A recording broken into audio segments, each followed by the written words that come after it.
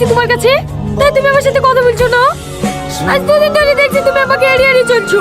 তুমি আমার সাথে কথা বলবো কিনা তাই বলো। দেখি আমার কাজ আছে। থাক, আমার ব্যাগটা ওকে বইতে হবে না।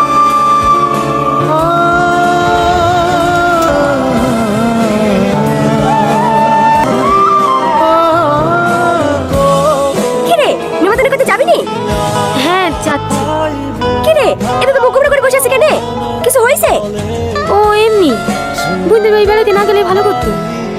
কেন? বোনকে তোকে কিছু বলিছে?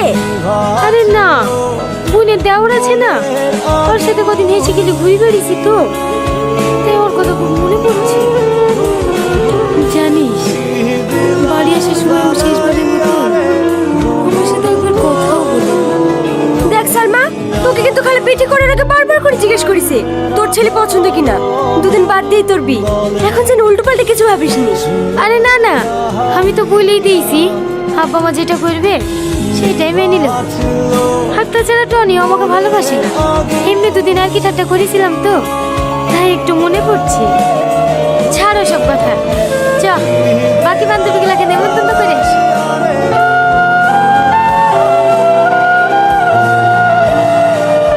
লে তাড়াতাড়ি রেডি হইলে। আমি যাব না ভাবি, শরীরটা জ্বর করছে, তোমরাই যাও।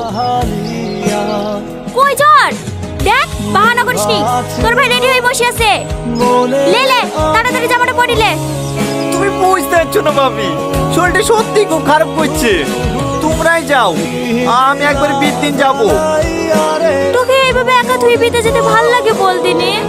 হঠাৎ করে শরীর খারাপ হলে আমি বা কি করবো বলো দিনে।